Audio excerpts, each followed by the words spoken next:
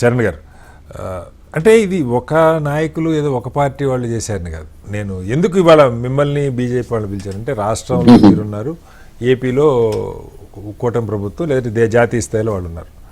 ఇక్కడ ఒక విమర్శ ఏముంటుందంటే, ఇప్పుడు కూడా అధికార పక్షం దీన్ని మిస్యూజ్ కూడా చేస్తుందని, అందుకే కోర్టులు పర్మిషన్లు ఇస్తాయి. నేను ఇవాళ పర్టికులర్గా కాంగ్రెస్ అక్కడ కూటమి ప్రభుత్వం అంట్లా, రూలింగ్లో ఉన్నోళ్ళు సభలు పెట్టుకోవాలంటేనేమో రోడ్ షోలకి ఎట్లా పడితే అట్లా అనుమతులు వస్తాయి అనేది ఒక విమర్శ.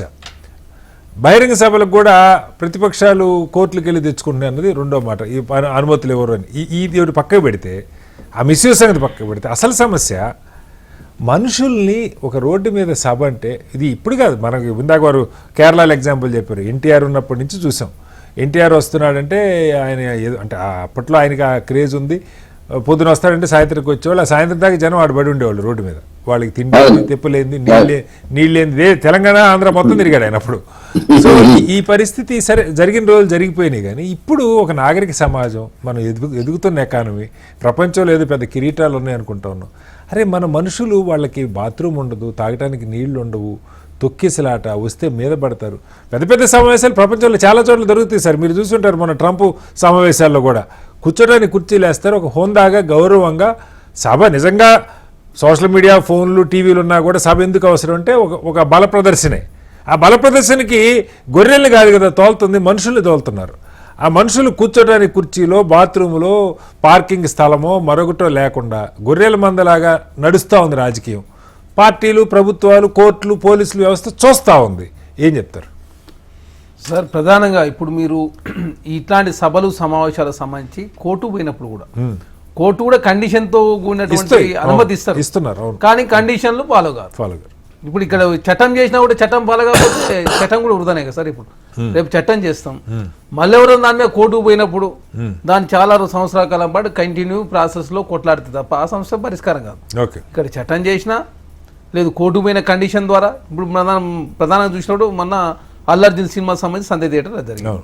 తర్వాత తెలంగాణలో అంతా మర్చిపోయారు. ఇప్పుడు తమిళనాడులో ఏకంగా విజయ్ గారిది. అంతకుముందు కూడా చాలా ఇన్సిడెంట్స్ జరిగినాయి. ఎందుకంటే అంతకుముందు కర్ణాటకలో క్రికెట్ సంబంధించినట్టు జరిగింది. ఒక్కో రాష్ట్రం, ఈ మధ్యకాలంలో సౌత్ ఇండియాలో ప్రధానంగా తమిళనాడు కావచ్చు, ఆంధ్రప్రదేశ్ సంబంధించి మననే ఈ సంవత్సరం మనం చూసినాం. ఏది టికెట్లకు సంబంధించినటువంటి తిరుపతిలో ఏకంగా. ఇక సంఘటన జరిగినప్పుడు 2-3 రోజులు అడావిడి తప్ప దాని మీద మొత్తం ఎవరైనా వీళ్ళాలు కాదు, ఇటు చట్టాలు కావట్లేదు, చట్టాలు ఉన్నా చట్టాలకు ఇంప్లిమెంటేషన్ లేదు, చట్టాలకు సంబంధించినటువంటి లొసుగులు కూడా. అంటే ఇటు ఇవ్వచ్చు, ఇటు ఇవ్వకూడదు, కండిషన్లు ఉంటాయి, కండిషన్లు అప్లై చేయకపోతే ఎట్లా, ఏది కూడా అసంబద్ధంగా ఉండడంతో ప్రధానంగా సమస్య అవుతుంది. ప్రధానంగా దీనిలో సఫరర్స్ మొత్తం పేదవాళ్ళే. ఎందుకంటే 3 గంటల టైం అని చెప్పేసి వాళ్ళకి 300 రూపాయలు ఏదో మాట్లాడుకొని తీసుకొస్తారు. వాళ్ళు ఏదో 2 సభల పేరు మీద 600 రూపాయలు వస్తాయి కదా, అందరితో కలిసిపోవచ్చు అని చెప్పేసి మీటింగ్కి వస్తారు. వాళ్ళకి మినిమం ఫెసిలిటీస్ కూడా ఉండవు వాస్తవం చెప్పాలంటే. ఎందుకంటే ఒక లారీలో 50 మంది 60 మంది ఒప్పుకోవాలి.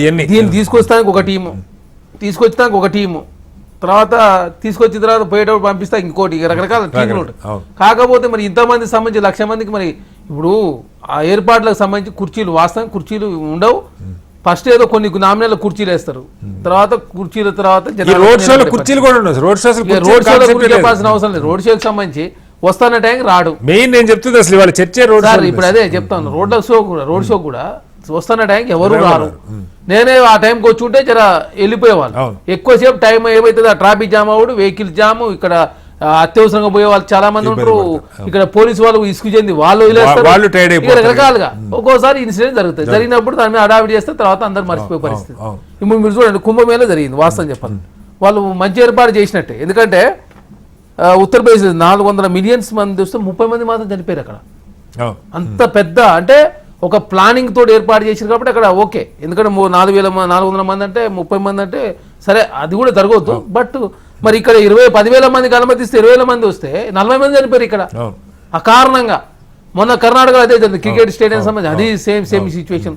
ఇక్కడ ఏమైంది సార్ అంటే, ఇప్పుడు ఇక్కడ రోడ్ షోలో సంబంధించి గేట్లు అవసరం లేదు, ఏర్పాటు కరెక్ట్ ఉంటే సరిపోతుంది. ఎందుకంటే ఇప్పుడు మీటింగ్ పెట్టినప్పుడు మాత్రమే 2-3 రకాల గేట్లు, సంధ్య థియేటర్ సంబంధించి ఇల్లు ఒకటి, అవుట్ ఒకటి, అట్లా లేకపోవడం మూలంగా మన ఇన్సిడెంట్ జరిగిందని చెప్పేసి మన సంధ్య థియేటర్ 2 రోజుల పాటు మనం మాట్లాడుకున్నాం.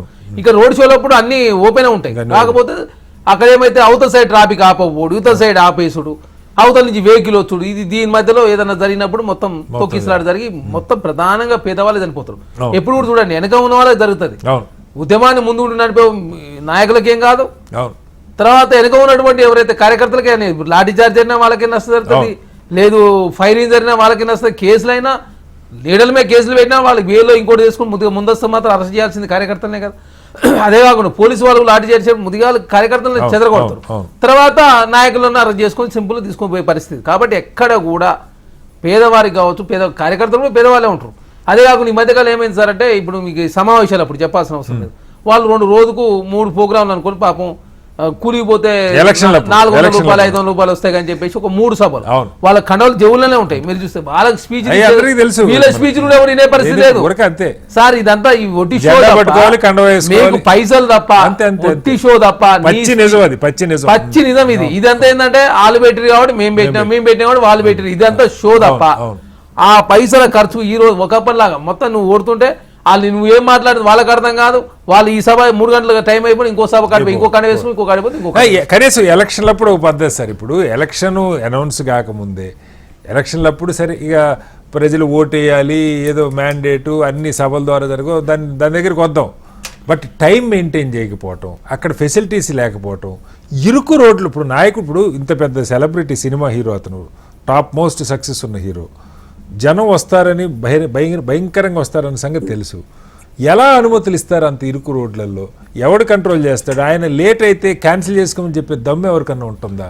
నువ్వు లేట్ అయ్యావు, క్రౌడ్ మించిపోయింది, nothing doing, you have to cancel అని ఒక శిలాశాసనం లాగా చెప్పే అవకాశం మన రాజకీయంలో వ్యవస్థలో ఉందా? ఉంటుంది సార్. ఇప్పుడు సంధ్యా థియేటర్ సంబంధించి అల్లార్జున్ గారు అన్నిసార్లు చెప్తే ఆయన వినలేదని చెప్పి చాలా స్పష్టంగా ఏకంగా హీరో అప్పటికే క్రౌడ్ 20,000 మందికి పైగా వచ్చారట.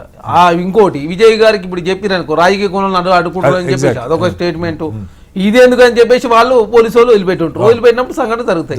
జరిగినప్పుడు ఇప్పుడు ఏకంగా ఇప్పుడన్నా కనీసం దీని విషయంలో ఇప్పుడు ఇన్ని సంఘటన జరిగిన తర్వాత కూడా కేంద్రం అయినా రాష్ట్రాలు కేంద్రం రాష్ట్రాలు అందరూ కలిసి పనిచేయాల్సిన అవసరం ఉంది.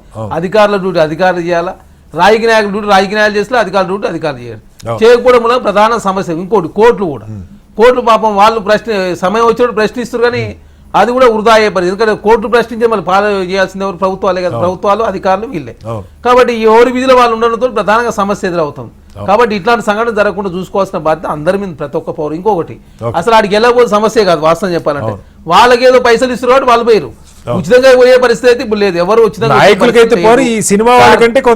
నాయకులు తప్ప ఈ రోజులలో ఫ్రీగా పోయే పరిస్థితి లేదు. సరే ఎవరైనా కొంతమంది సినిమా వాళ్ళు వస్తారు వాడు చూస్తానికి ఎవరైనా పోతున్నారు కదా, ఎస్పెషల్ తెలంగాణ అయితే ఆ పరిస్థితి కూడా లేదు. పైసలు ఇస్తే వస్తారు, పైసలు అయిపోతారు. అందరూ ఊర్లో మీటింగ్ పెట్టిన గడపలో వచ్చినప్పుడు పైసలు ఇచ్చే ర్యాలీ చేస్తానికి ఇట్లా బయటకు రమ్మంటే కూడా డబ్బులు ఇచ్చే ఆ పరిస్థితి రాజకీయాలు అనేది దిగదానే. ఇంతకన్నా ఎక్కువ మాట్లాడుకోలేదు. ఎందుకంటే మేము కాంగ్రెస్ పార్టీలో చాలా మంది ఎందుకు సార్ అంటే 2005 నుంచి మీ విద్యార్థి ఈ పార్టీ కాదు అన్ని పార్టీలు సార్, ఎస్పెషల్ తెలంగాణ ఏర్పడతారు. సరే సమైక్య రాష్ట్రం అంటే ఆంధ్ర రాష్ట్రంలో ఎక్కువ ఖర్చు పెట్టేటోళ్ళు, తెలంగాణ కొంచెం తక్కువ. తెలంగాణ ఏర్పడిన తర్వాత మరీ ఎక్కువ విచ్చలవిడి అయిపోయి సార్. అట్లా కూడా తెలంగాణ ఉద్యమం అంతమంది వచ్చేటోళ్ళు కూడా. తెలంగాణ ఉద్యమం జరిగినప్పుడు స్వచ్ఛందంగా చాలా మంది ట్యాంక్ బండి మీద కావచ్చు, ఎక్కడ కూడా పైసలు ఇవన్నీ.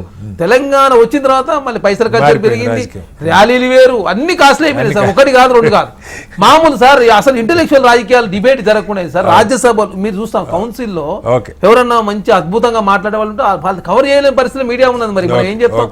రాజ్యసభలో కూడా అదే పరిస్థితి అయిపోయింది సార్.